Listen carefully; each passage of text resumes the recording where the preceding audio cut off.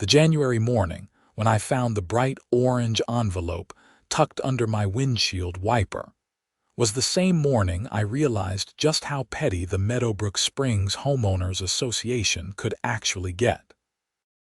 I stood there in my driveway, steam rising from my coffee mug into the frigid Pennsylvania air, staring at what could only be described as the most ridiculous document I had ever received in my 32 years of life. My name is Stephen Yardley, and I had bought my house in this Lancaster County development about 3 years ago, right after landing my contracting business. The neighborhood itself was decent enough, rows of cookie-cutter colonials with neat lawns and 2-car garages. Nothing fancy, but solid middle-class suburbia, the kind of place where people waved at each other and nobody really caused trouble. Or so I thought before the Meadowbrook Springs HOA entered my life like a winter storm nobody asked for. The letter inside the envelope was printed on official HOA letterhead, complete with a little logo of a house with a fountain that did not even exist in our neighborhood. The text was formal, almost legal sounding, and it informed me that I was in violation of Section 4.7.2 of the HOA bylaws regarding commercial vehicles parked in driveways or visible from the street. The fine: $500, due within 30 days with an additional $100 per day if the violation was not corrected. I read it twice, then looked up at my driveway.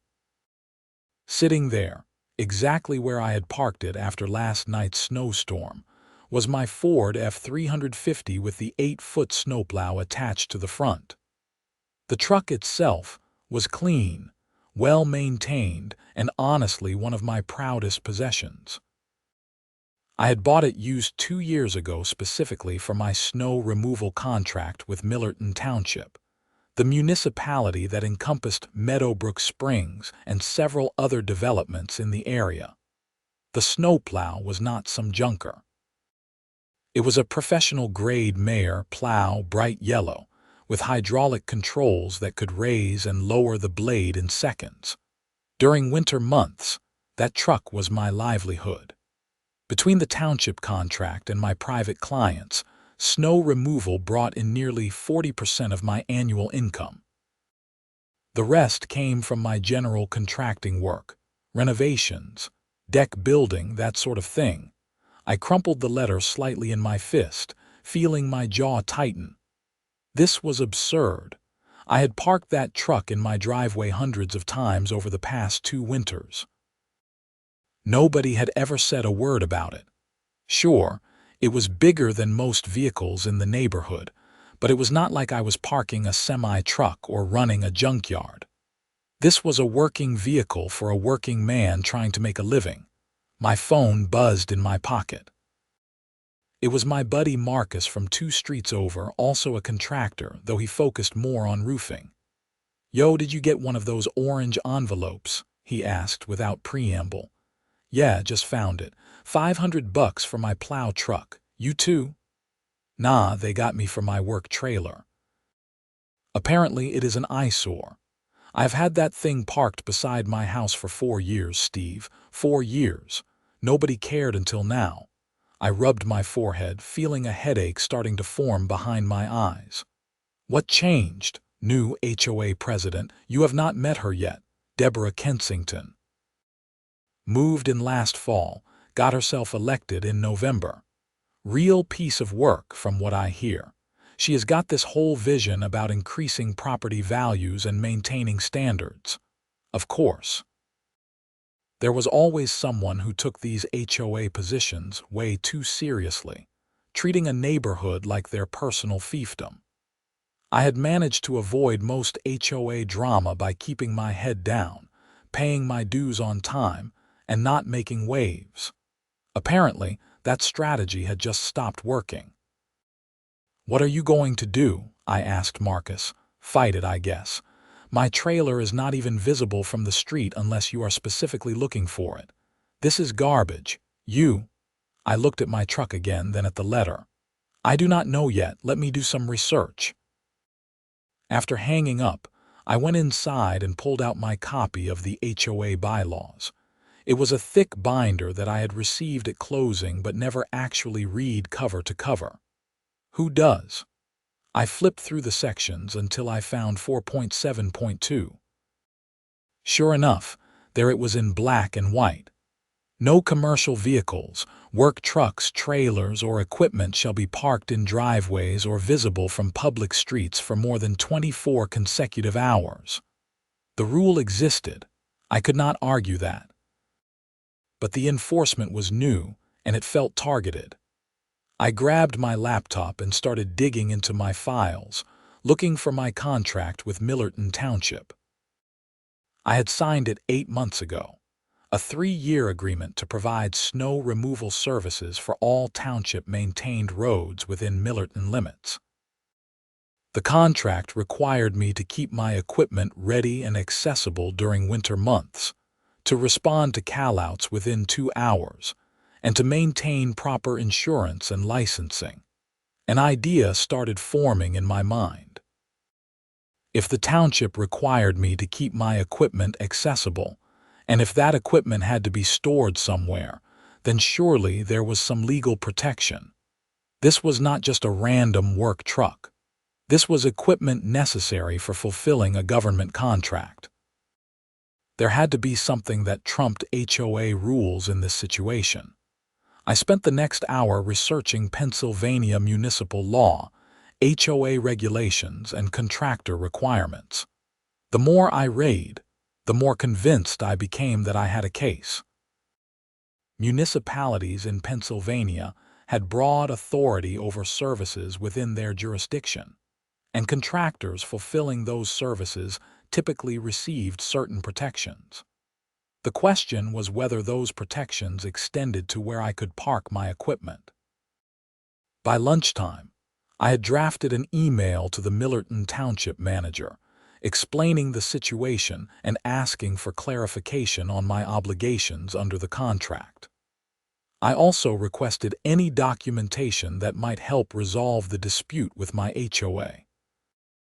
Then I sent a similar email to my attorney, a guy named Bob Pritchard, who had helped me set up my LLC years ago. While waiting for responses, I decided to go directly to the source.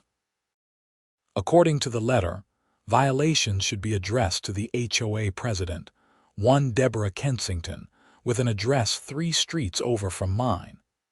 I had never met the woman, but I figured a face-to-face conversation might be more productive than written correspondence. The walk to her house took about 5 minutes. Meadowbrook Springs was not a large development, maybe 200 homes total. The January cold bit at my face, and I could see where I had plowed my own driveway earlier that morning, the snow piled neatly on either side. Other driveways showed similar clearing, and I knew at least half of them were my work from the township contract. Every street in this neighborhood fell under my responsibility when it snowed. Deborah Kensington's house was one of the larger models, a colonial with an expanded garage and professional landscaping. Even in winter, you could tell that serious money had been spent on the yard. The driveway was heated, no snow at all, and the walkway looked like it had been cleared with a precision that suggested either a very dedicated homeowner or a professional service. I rang the doorbell and waited. After a moment, the door opened to reveal a woman in her early 50s, blonde hair pulled back in a tight ponytail, wearing yoga pants and a designer sweater that probably cost more than my weekly grocery budget. Her expression was neutral, polite, but with an edge of suspicion that suggested she was not used to unexpected visitors. "Can I help you?" she asked. "Hi, my name is Stephen Yardley. I live over on Maple Court. I received a violation notice this morning, and I wanted to discuss it with you." Her expression shifted slightly, becoming more guarded. "Ah, yes, the snowplow. I noticed it yesterday during my neighborhood assessment. Of course. Can we talk about this? I asked, keeping my tone friendly but firm. I think there might be some confusion about the situation. She hesitated, then stepped aside. Come in. We can talk in my office. Her home's interior matched the exterior, everything coordinated and expensive looking. She led me through a living room that looked like a furniture showroom into a converted den that served as her home office. Papers covered the desk, and I could see several more orange envelopes waiting to be filled out. So I was not the only target of her enforcement campaign. Please sit, she said, gesturing to a chair opposite her desk. She settled into her own chair with the air of someone conducting a business meeting. Now, Mr. Yardley, I understand you want to contest the violation, but I have to tell you that the rules are quite clear. Section 4.7.2 explicitly prohibits commercial vehicles from being parked in driveways or visible from the street. I have read the section, I replied, but I think my situation is different. That truck is not just a commercial vehicle. It is equipment I am required to maintain for a municipal contract. Her eyebrows rose slightly. A municipal contract with Millerton Township. I am the primary contractor for snow removal on township roads. That includes every street in Meadowbrook Springs. The contract requires me to keep my equipment ready and accessible during winter months. I cannot exactly lock it in a garage when I might need to respond to a call-out within 2 hours.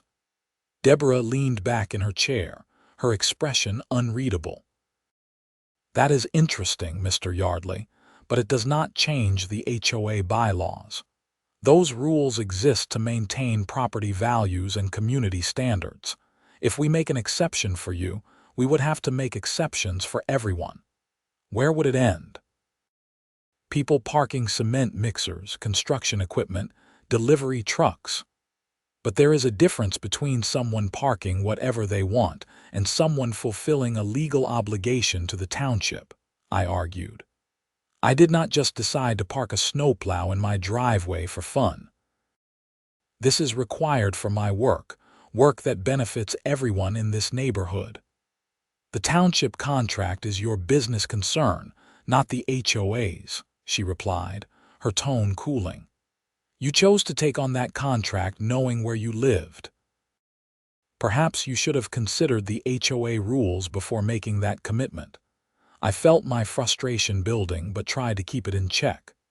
I have been parking that truck in my driveway for 2 years. Why is this suddenly a problem now? Because enforcement has been lax, she said simply.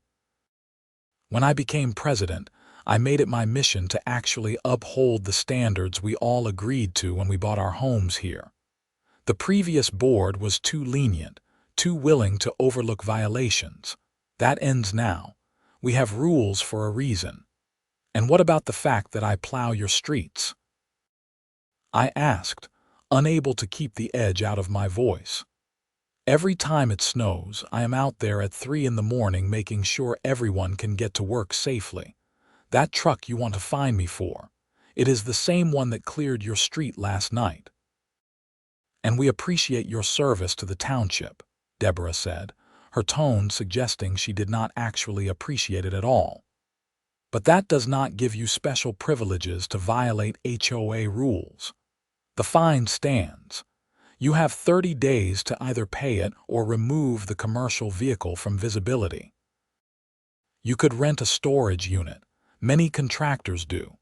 The nearest storage facility is 20 minutes away, I countered. That would make it impossible to meet my 2-hour response requirement. Again, Mr. Yardley, your business logistics are not the HOA's concern.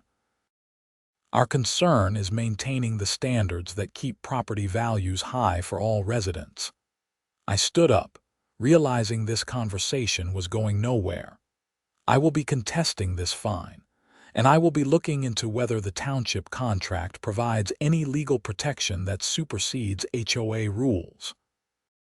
You are welcome to waste your time and money on legal action, she replied, also standing.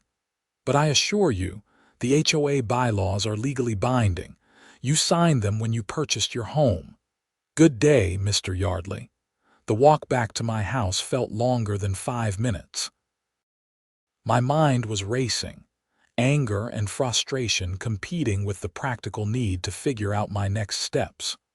$500 was not going to bankrupt me, but it was the principle of the thing. And if Deborah Kensington was serious about enforcing every little rule with this level of rigidity, my life in Meadowbrook Springs was about to become very complicated. Back home, I checked my email and found a response from Bob Pritchard, my attorney.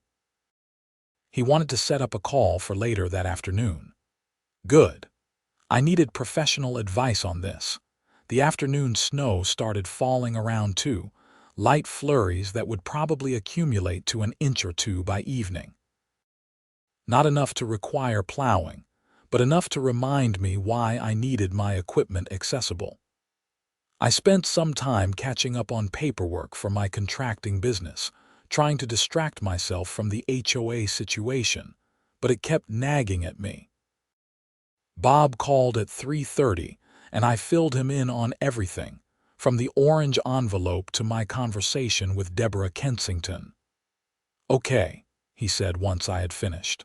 "First thing, do not pay the fine. That could be construed as admitting the violation. Second, I need to look at your township contract and the specific language about equipment storage and accessibility.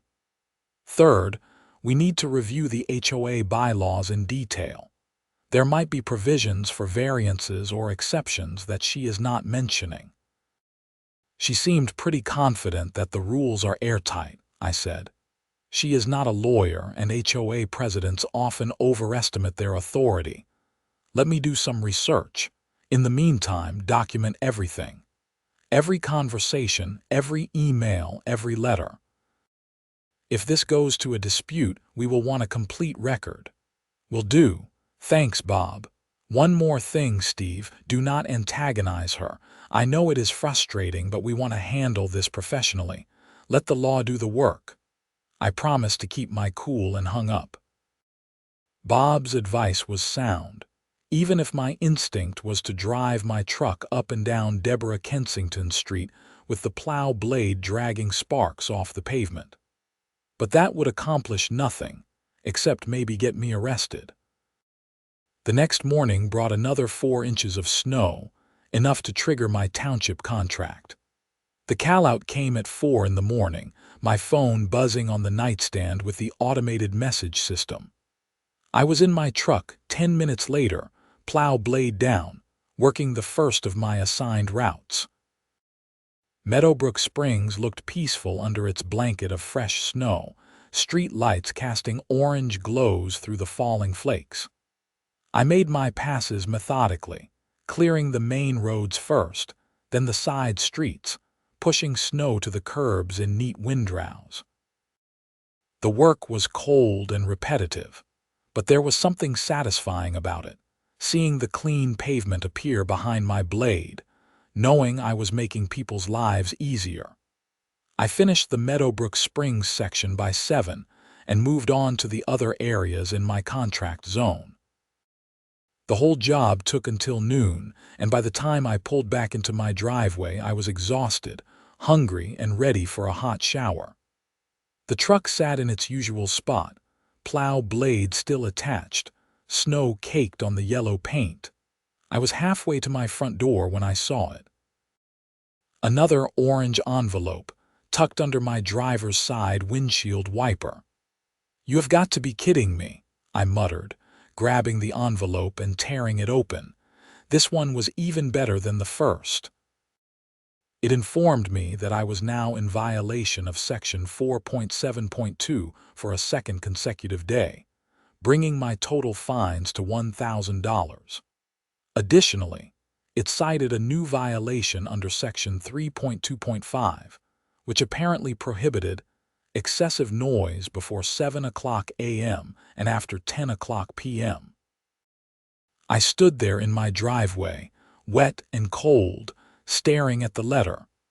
The noise violation was for my plowing this morning.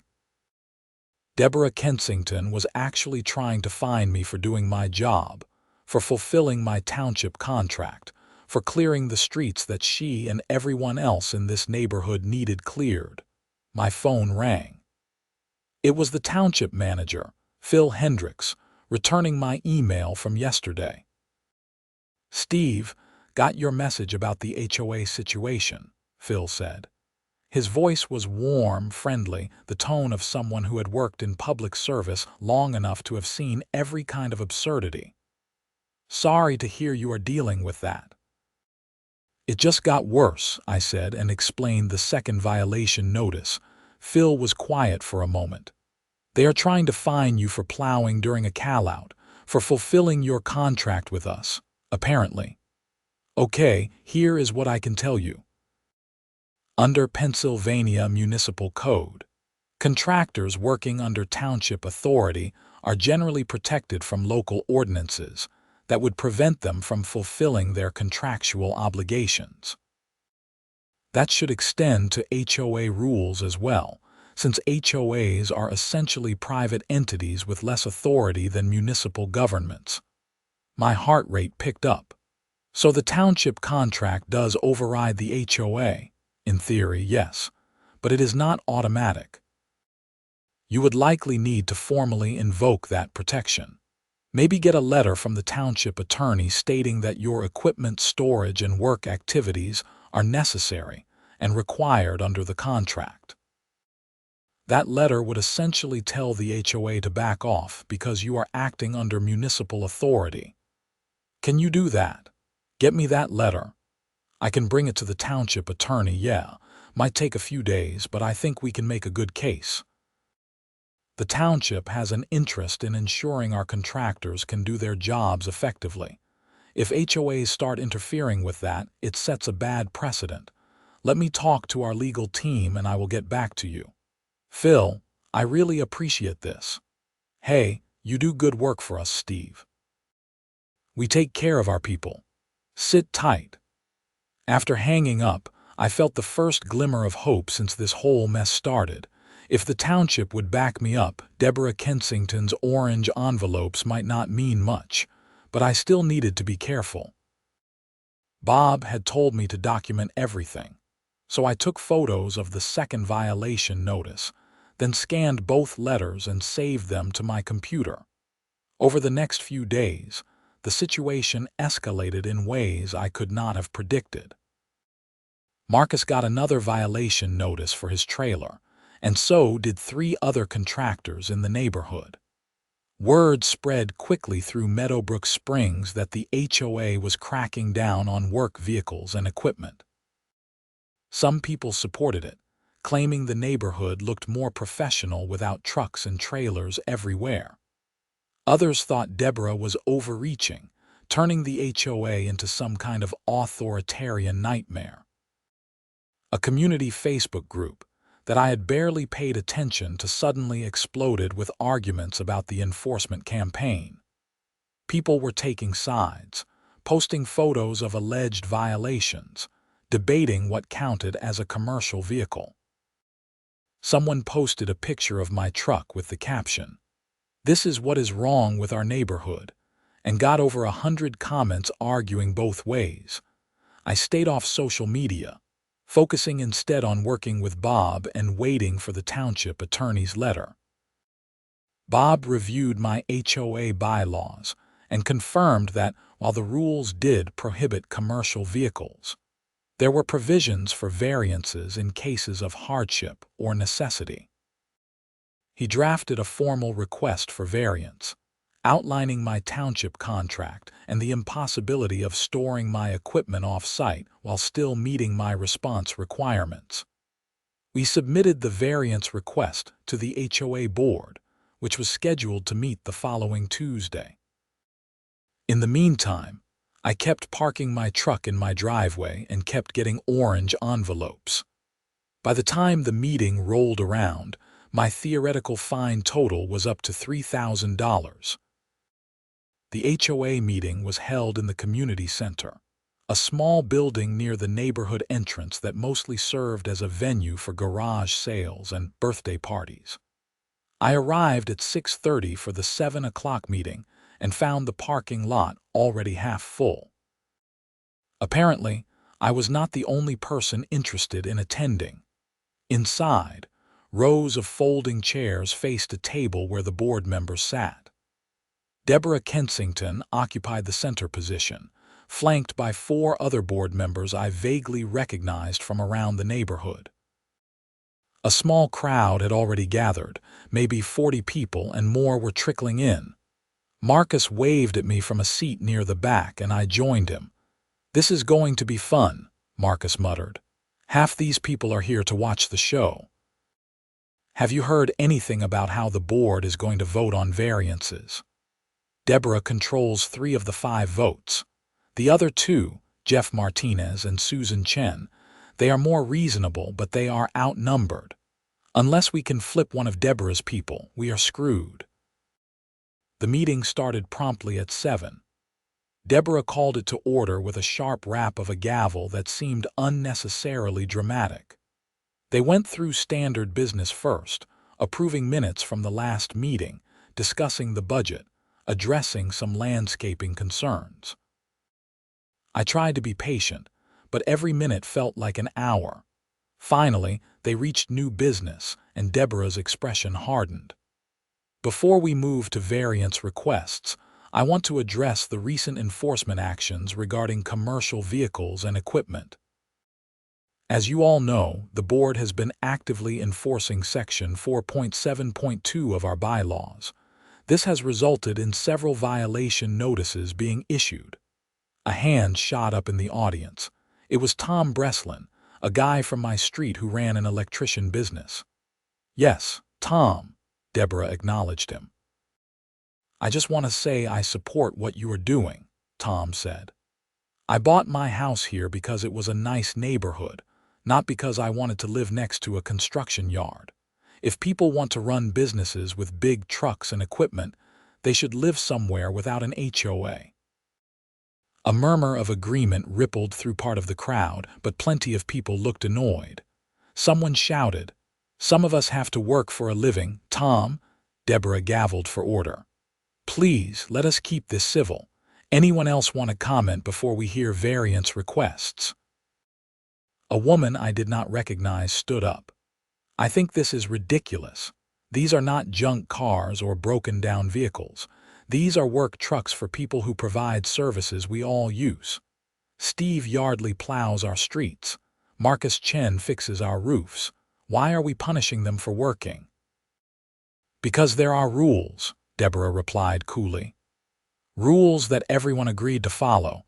If we do not enforce them consistently, they become meaningless." The debate went back and forth for another 10 minutes, voices getting heated, people interrupting each other. I could feel the tension in the room building. Neighbors who had lived peacefully side by side for years suddenly at each other's throats over my truck. Finally, Deborah called for order again. "We will now hear variance requests. First up, Stephen Yardley regarding the Snowplow truck." I stood up, clutching the folder Bob had prepared for me. My mouth was dry, but I managed to walk to the front without tripping over anyone. Deborah gestured to a podium set up facing the board. "Mr. Yardley, please state your case." I opened the folder and pulled out my prepared statement. "Thank you. As you know, I have been issued multiple violations for parking my snowplow truck in my driveway. This truck is not just a commercial vehicle. It is equipment required for my contract with Millerton Township to provide snow removal services on all township roads, including every street in Meadowbrook Springs." I pulled out a copy of the township contract and held it up. "This contract requires me to maintain my equipment in a ready state and to respond to snow events within 2 hours. The nearest storage facility that could accommodate a truck with an 8-foot plow is 23 minutes away. If I stored my equipment there, I could not meet my contractual obligations. More importantly, I could not do the job that everyone in this room benefits from every time it snows." Deborah's expression had not changed, but I saw Jeff Martinez leaning forward with interest. Under Pennsylvania Municipal Code, I continued, contractors working under township authority are protected from local ordinances that would interfere with their ability to fulfill those contracts. I have requested a formal letter from the Millerton Township attorney confirming this protection, and I expect to receive it within the next few days. That caused some stirring among the board members. Deborah's jaw tightened slightly. In addition, I said, my attorney has prepared this variance request under Section 12.4 of the HOA bylaws, which allows for exceptions in cases of demonstrated necessity and hardship. I am not asking for special treatment. I am asking for recognition that my situation is unique and serves a public good. I handed copies of the variance request to the board. Deborah took hers without looking at it. "Is that everything, Mr. Yardley?" she asked. "Just one more thing. I want to be clear that I respect the HOA and I understand the need for community standards, but I also think there has to be room for common sense. Fining me for doing my job, for clearing the streets we all drive on, does not serve anyone's interests. It just creates conflict where none needs to exist." I returned to my seat, my heart pounding. Marcus gave me a subtle thumbs up.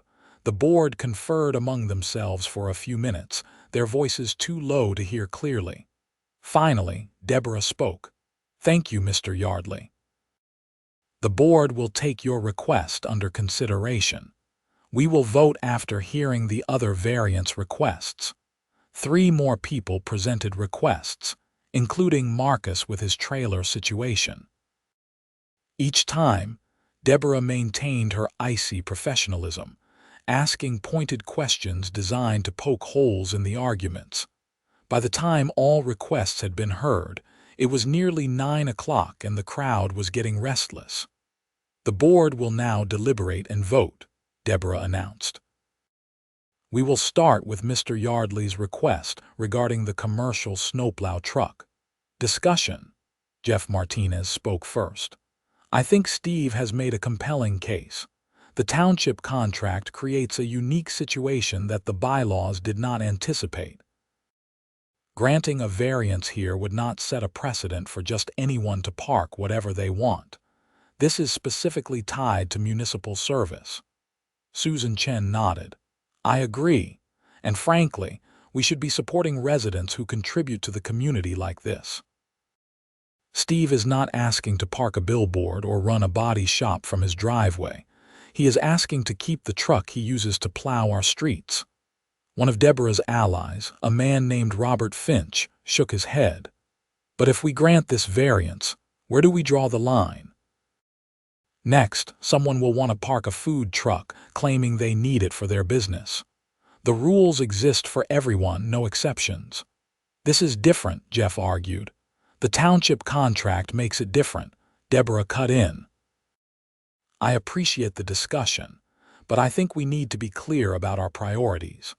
Property values in Meadowbrook Springs depend on maintaining certain standards. Commercial vehicles in driveways lower those values. It is that simple. Mr. Yardley chose to take on a contract that conflicts with our bylaws. That was his choice, and he needs to deal with the consequences." "By paying thousands in fines for doing his job?" Susan asked incredulously. "By finding a solution that complies with the rules," Deborah replied. "Rent storage, buy a different property with land for equipment, start a business that does not require large vehicles parked at home. I do not care how he solves it, but I will not support a variance that undermines our standards." The debate continued for another 15 minutes, but it was clear where things stood. Deborah had her 3 votes locked in, and Jeff and Susan could not overcome that majority. When they finally called for a vote on my variance request, the result was exactly what I expected: 3-2 denied. The crowd erupted. People were shouting, some in support of the decision, many against it. Deborah gavelled for order, but it took several minutes for the noise to die down. "The variance is denied," she said firmly. "Mr. Yardley has 30 days to comply with Section 4.7.2 or face escalating fines. This meeting is adjourned." I sat there numb as people filed out around me. Marcus put a hand on my shoulder. "That is such garbage, man. Absolute garbage." "Yeah," I managed. We walked out together into the cold February night. The parking lot was full of small groups of people still arguing about the decision. Some looked at me with sympathy, others with what I could only describe as satisfaction that the rules had been upheld. Driving home, I called Bob and filled him in. "Okay," he said. "That is disappointing but not surprising. Here is where things get interesting. If the township attorney comes through with that letter I mentioned, it does not matter what the HOA voted. Municipal authority supersedes HOA bylaws. We just need that documentation." "How long will that take?" Phil said. "A few days. Let me follow up with him tomorrow, put some pressure on it. In the meantime, keep parking your truck exactly where it is. Do not let them intimidate you into compliance before we have our ammunition ready." Over the next week, orange envelopes kept appearing on my windshield like some kind of horrible Halloween tradition. The fine total climbed to ridiculous heights, numbers that existed only on paper but still made my stomach churn. $5,000, $7,000, $10,000 for parking my truck in my own driveway while doing work that the community depended on. But I had other problems developing too. Deborah Kensington had apparently decided that I was public enemy number one in Meadowbrook Springs. At the next board meeting, which I did not attend but heard about from others, she proposed a special assessment to hire a private security company to patrol the neighborhood and document violations. The motion passed 3-2, same split as before. Within days, a white SUV with a Secure Patrol logo started making rounds through Meadowbrook Springs, someone inside taking photos of properties. They photographed my truck from multiple angles, my slightly overgrown lawn, even a small pile of lumber I had left beside my garage from a renovation project. Everything became potential ammunition for violations. The harassment extended beyond just me. Marcus got cited for his trash cans being visible from the street on a non-collection day, even though he had put them out the night before pickup like everyone else. Another contractor got hit with a violation for having a ladder rack on his van, which Deborah claimed was commercial equipment under the bylaws. The community Facebook group became a war zone. People who supported Deborah praised her commitment to standards and property values. Those opposed called her a tyrant and started organizing a petition to recall the board. The whole neighborhood was fracturing along this stupid divide, and I felt guilty for being at the center of it, even though I had not asked for any of this. Then, on a Thursday afternoon, Phil Hendricks called. "Steve, got good news. The township attorney has prepared a letter for you. Can you come by and pick it up?" I was at the township building 15 minutes later. Phil met me in the lobby with a manila envelope and a slight smile. "This should solve your HOA problem," he said. Our attorney laid it out pretty clearly. "Your work for the township falls under municipal service provision, and the state code protects that from interference by private entities like HOAs. The letter formally notifies the HOA that any attempt to fine or restrict you from fulfilling your contractual obligations will be viewed as interference with township business." I opened the envelope and read the letter. It was beautifully written, full of legal language that basically told Deborah Kensington and her board to back off. The key paragraph cited specific statutes and case law establishing that municipal contracts created a protected class of activity that superseded private covenants and bylaws. "This is perfect," I said. "Thank you so much, Phil. Hey, like I said, we take care of our people. You need anything else, let me know." I drove straight to Bob's office and showed him the letter. He read it twice, nodding with satisfaction. This is exactly what we needed. Now, here is what we are going to do. I will draft a formal response to the HOA, enclosing this letter, and demanding that all fines be rescinded and no further enforcement actions be taken regarding your snowplow truck or related activities. We will give them 10 days to respond. If they refuse or ignore it, we will file for a temporary restraining order preventing them from collecting the fines, and we will sue for harassment and attorney's fees. "How strong is our case?" I asked. "Very strong. The township letter is basically a silver bullet. An HOA cannot override municipal authority.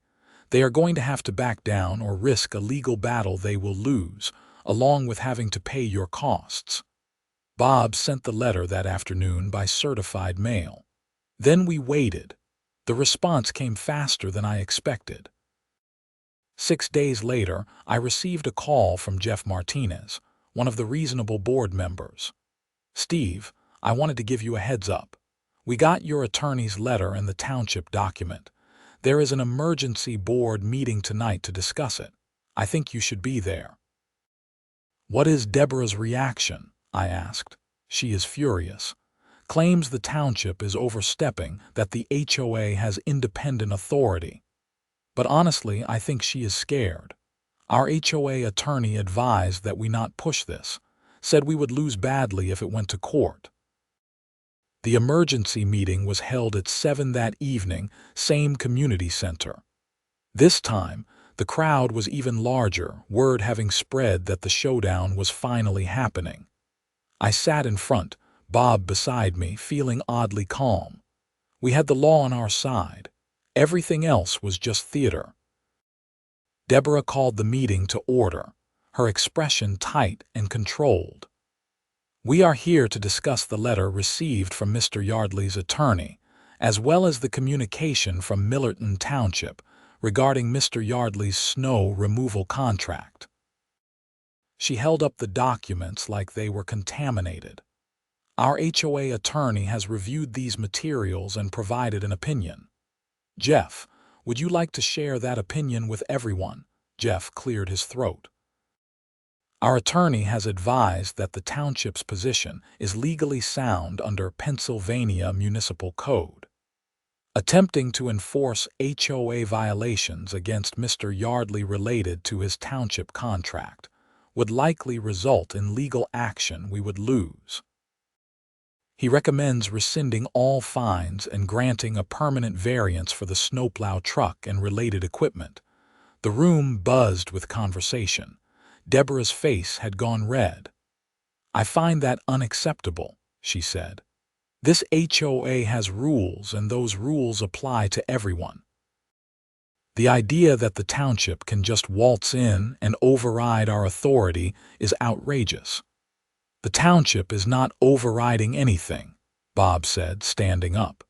"They are simply clarifying that state law protects municipal contractors from local interference. This is not new or unusual. It happens all the time." "And who are you?" Deborah snapped.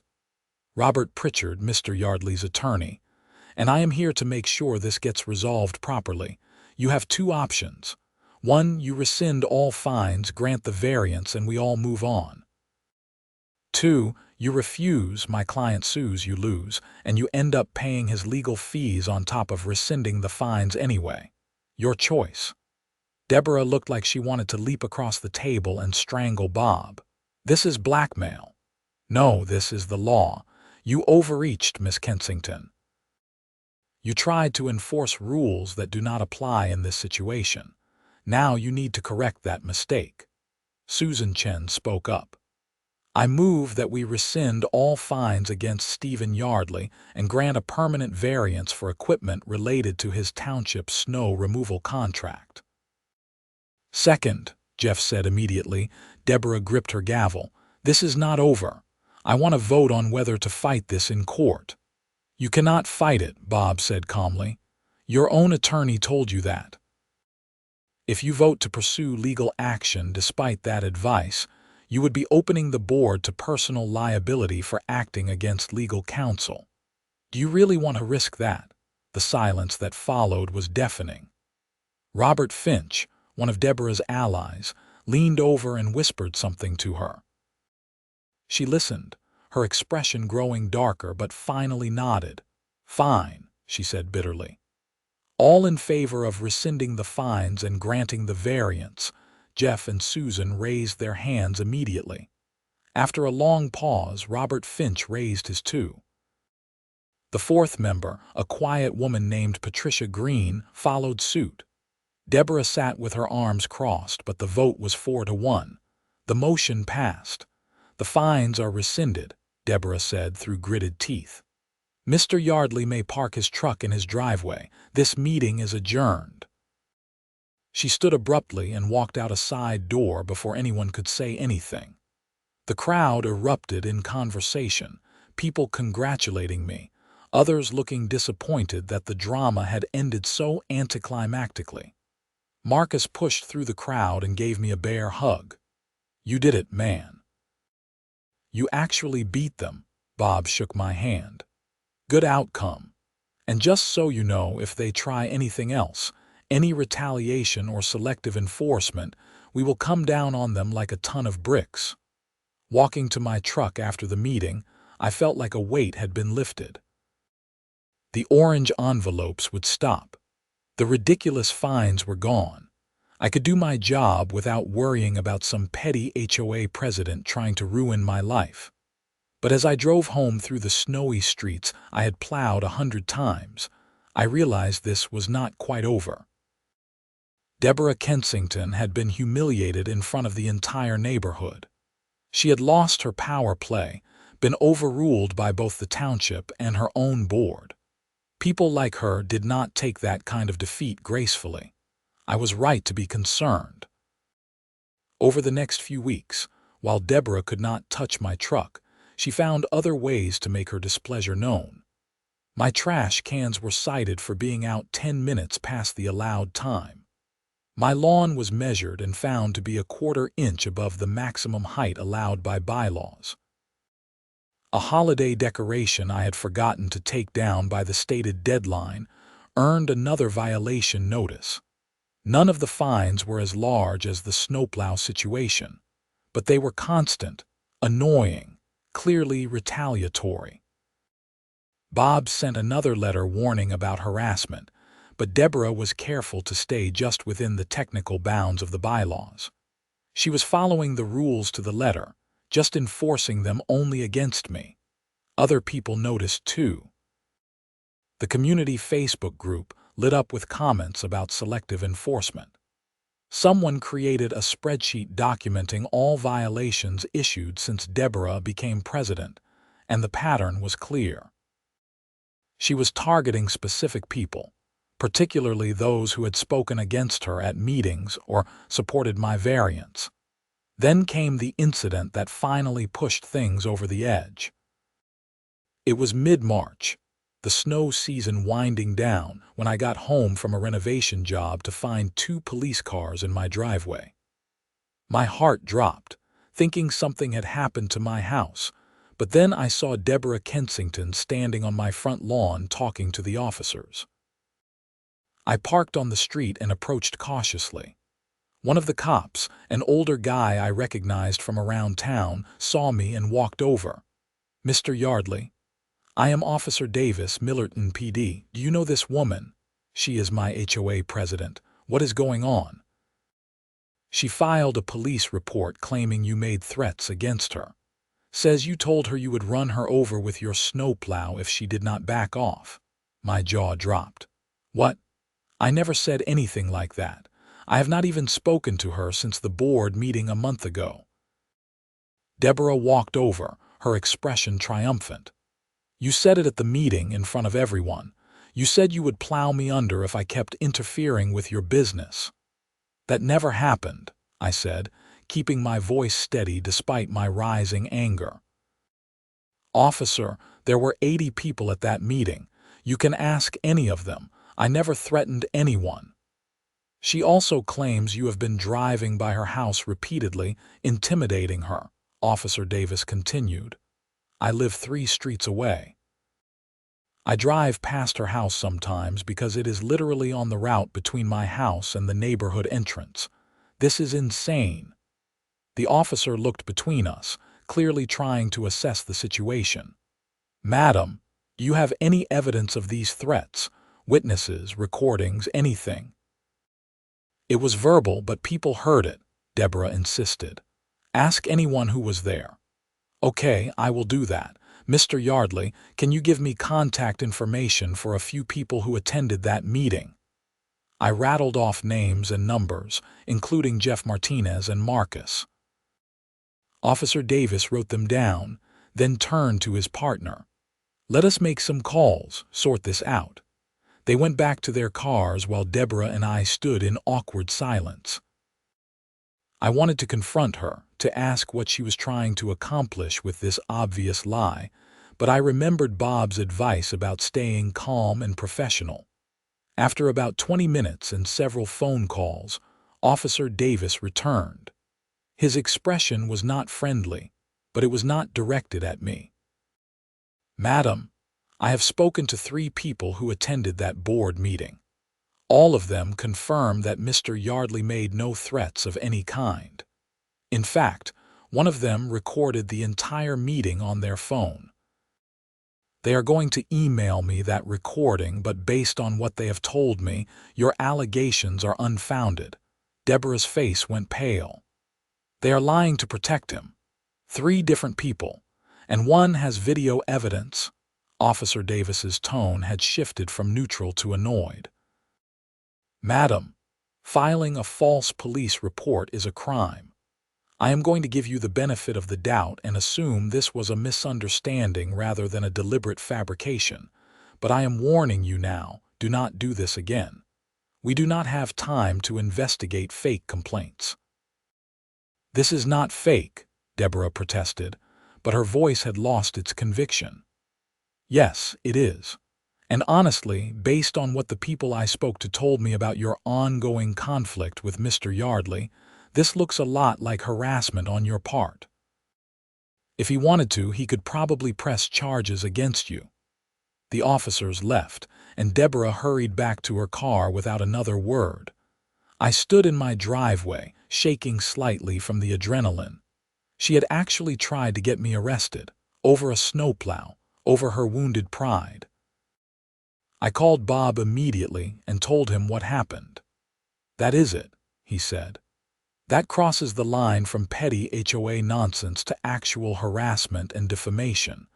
We are filing a restraining order and we are suing her personally, not just the HOA. She made a false police report trying to criminalize you. That is beyond the pale." "Will that actually work?" I asked. "Absolutely. Especially if the police officer puts in his report that the allegations were unfounded. We have her dead to rights on this. And I am betting once we file, and once the rest of the HOA board realizes what she did, they are going to force her out. Nobody wants this kind of liability." Bob moved fast. Within 3 days, we had filed for a restraining order requiring Deborah to stay away from me and my property, to cease all communication except through official HOA business, and to stop any form of harassment or retaliation. We also filed a civil suit for harassment, defamation, and intentional infliction of emotional distress, naming both Deborah personally and the HOA as defendants. The fallout was immediate and spectacular. Jeff Martinez called me the day the suit was served, his voice urgent. "Steve, the board is meeting tomorrow for an emergency session. We are going to vote to remove Deborah as president. What she did, making that false police report, it exposed the entire HOA to liability. Our insurance might not even cover it because she was acting outside her authority. We cannot let her keep representing us. "I am not trying to destroy the HOA," I said. "I just want her to stop targeting me." "I know, and most of us get that, but she went way too far. This is going to be ugly, but it is necessary." The emergency meeting happened on a Tuesday night. I did not attend, figuring my presence would just inflame things, but Marcus went and gave me a play-by-play afterward. Apparently, it was brutal. Jeff had gathered documentation of every violation notice Deborah had issued, showing the clear pattern of selective enforcement and retaliation. He presented the police report from the false threat allegation. He brought in the HOA's insurance agent, who confirmed that the organization's liability coverage might not apply to intentional acts of harassment by board members. Deborah fought back, claiming she was just enforcing the rules, that I had poisoned the community against her, that she was the victim of a conspiracy. But her support had evaporated. Even Robert Finch and Patricia Green, who had sided with her before, voted to remove her as president. The vote was unanimous, 4-0, with Deborah abstaining. Jeff was appointed interim president, and one of his first acts was to offer a formal settlement of my lawsuit. The HOA would pay my legal fees, issue a written apology, and agree to binding mediation for any future disputes. In exchange, I would drop the suit against the HOA itself, though I could still pursue action against Deborah personally if I chose. Bob advised me to take the deal. "You have made your point. The HOA is cleaning house." Going after Deborah individually would be satisfying, but expensive and time-consuming. Sometimes you have to know when you have won. I agreed to the settlement.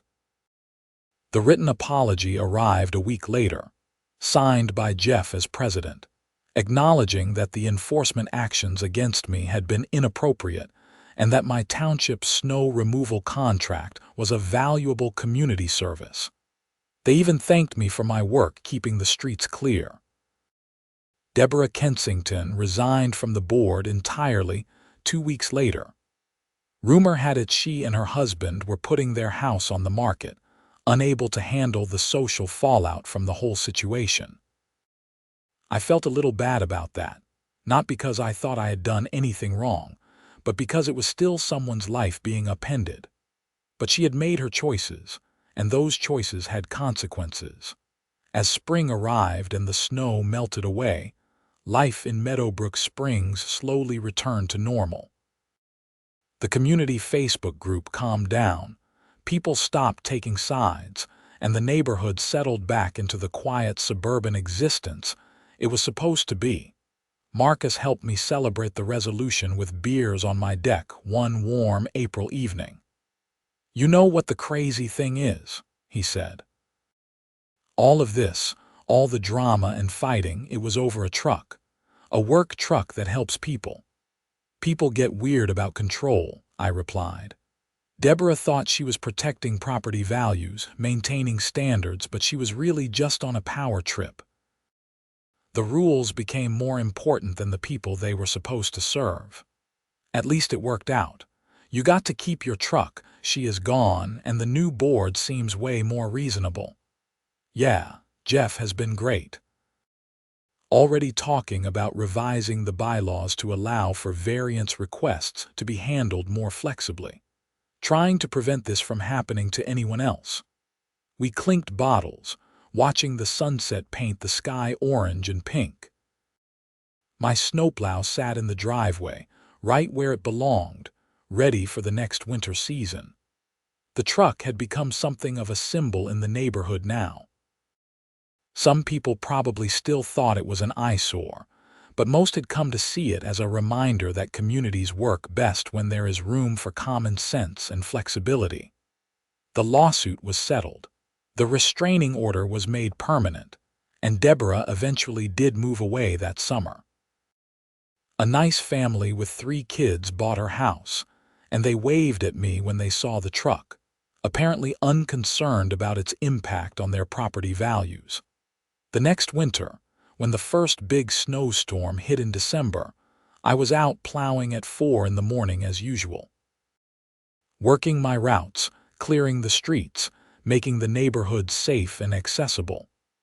This time, though, several people came out to thank me as I passed. A few even left hot coffee on their mailboxes for me to grab. At the next HOA meeting in January, Jeff officially presented me with a certificate of appreciation for my snow removal work. It was a little cheesy, just a printed document in a cheap frame, but it meant something.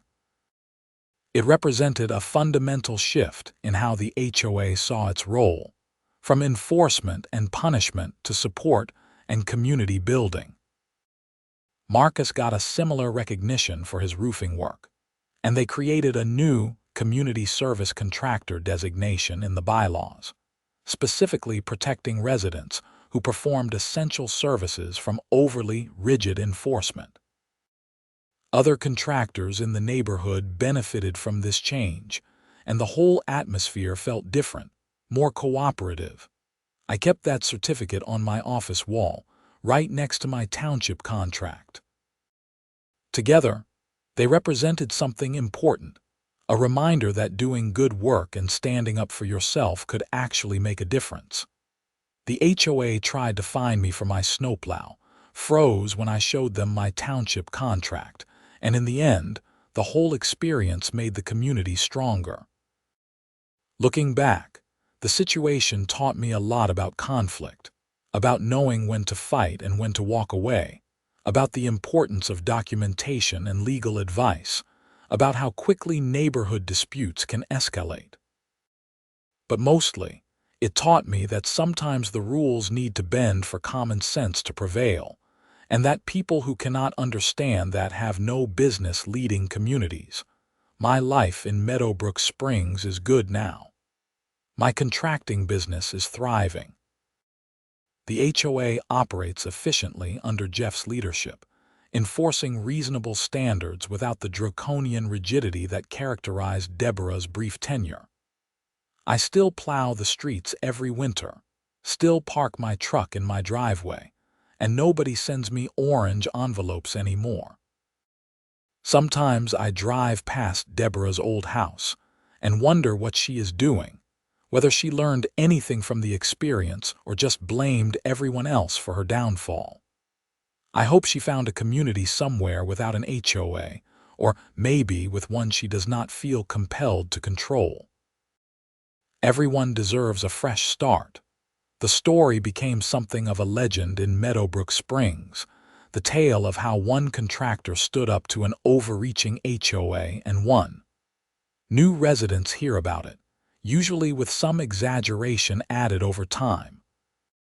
I have heard versions where my truck was 10 feet tall, where Deborah tried to have me arrested multiple times, where the final confrontation involved dramatic courtroom speeches. The reality was more boring, more paperwork and phone calls than anything else, but I let people have their dramatic version. It makes for a better story. What matters is that I can do my job, serve my community, and live in my house without constant harassment. The township contract saved me, yes, but so did patience, good legal advice, and refusing to back down when I knew I was right.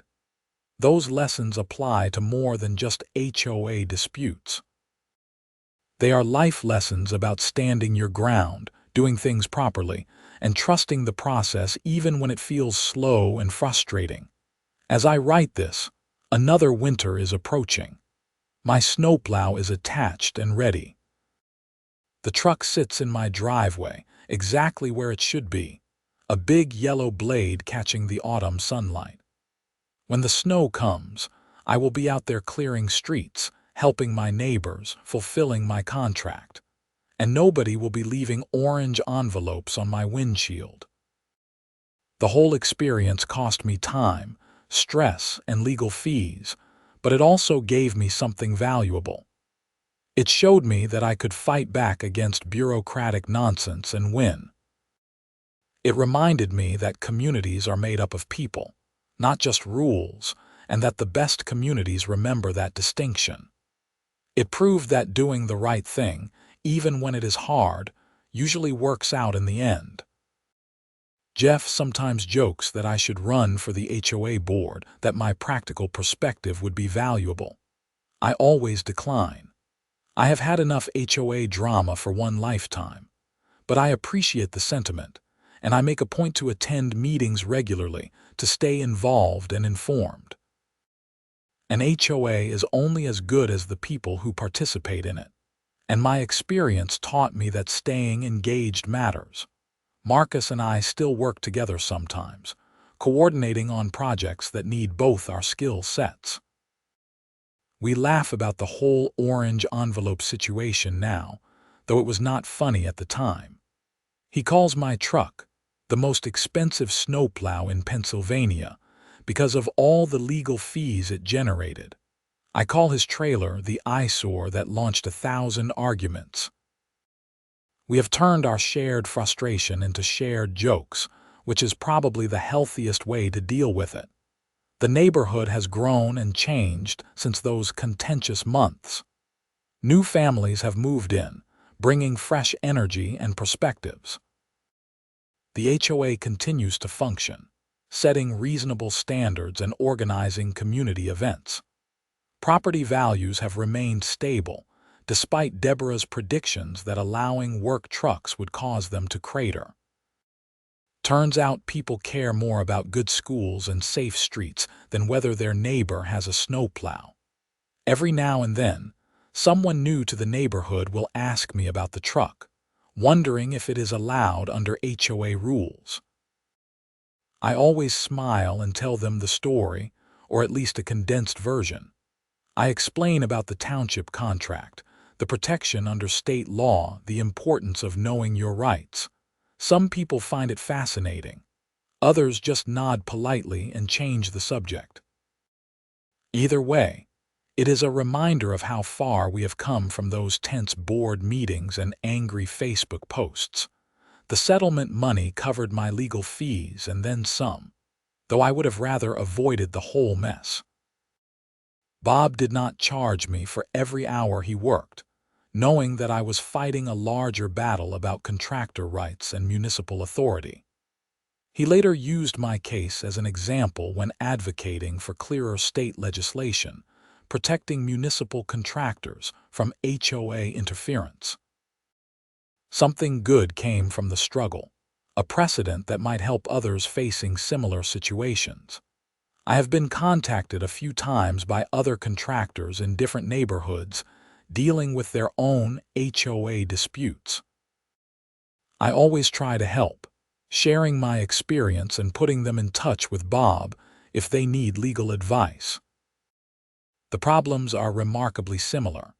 An HOA board member with too much time and too much authority, arbitrary enforcement of vague rules, attempts to restrict people from earning their livelihoods. In most cases, once the HOA realizes they are dealing with municipal contracts and state law protections, they back down quickly. They do not want to be the next Meadowbrook Springs. My township contract is up for renewal next year, and Phil has already reached out about negotiating terms. The township is happy with my work and wants to continue the relationship. I am happy to do it, not just for the income but because it is satisfying work, tangible results, clear impact on my community. When I clear a street at 5 in the morning, I know I am helping parents get to work, kids get to school, emergency vehicles reach their destinations. That means something. The snowplow itself is getting older, showing wear from years of pushing heavy snow. I will probably need to replace it in the next year or two, upgrade to a newer model with better hydraulics and controls. When I do, it will park in my driveway just like the current one, protected by the same laws and same township contract. The difference is that now everyone knows and accepts it. There will be no orange envelopes, no emergency board meetings, no drama. Just a work truck in a driveway, exactly as it should be. Looking at the calendar, I see it is almost December again. The weather forecasts are predicting a cold winter with above-average snowfall. That means busy months ahead, lots of early mornings and long hours behind the plow. But it also means proving once again that the fight was worth it, that standing my ground was the right choice. Every street I clear, every safe commute I enable, justifies the stress and frustration of last year. Deborah Kensington tried to find me for my snowplow parked outside. She froze when I showed her my township contract, and everything that followed stemmed from that initial confrontation. In a way, I should thank her. She pushed me to understand my rights, to document everything carefully, to build a case that was airtight. She forced me to be thorough and strategic. And in doing so, she ultimately made me better at navigating the complex intersection of business, community, and law. The story has a happy ending, which is not always guaranteed in HOA disputes. Many people face similar situations and lose, either giving in to pressure or lacking the resources to fight back effectively. I was lucky to have good legal advice, strong support from the township, and enough determination to see it through. But luck aside, the core principle remains true. When you are in the right, when you have the law on your side, standing firm usually pays off. As the sun sets on another autumn day in Meadowbrook Springs, I sit on my deck with a beer, watching the neighborhood settle into evening. Lights come on in windows. Cars pull into driveways. Kids play in yards. It is peaceful, normal, everything a suburban community should be. And in my driveway sits my snowplow truck, a big yellow reminder that sometimes you have to fight for the right to do your job, and that fighting can be worth it. The whole experience changed me in subtle ways. I am more aware of my rights now, more willing to question authority when it oversteps. I document things more carefully, keep better records, think through potential conflicts before they escalate. I am more involved in my community, more willing to speak up at meetings and advocate for reasonable policies. And I am more appreciative of the people who supported me, who stood up when it mattered, who refused to let injustice slide. Marcus just pulled into his driveway, his work van loaded with roofing supplies. We wave at each other, a simple gesture of solidarity between contractors who have fought the same battle.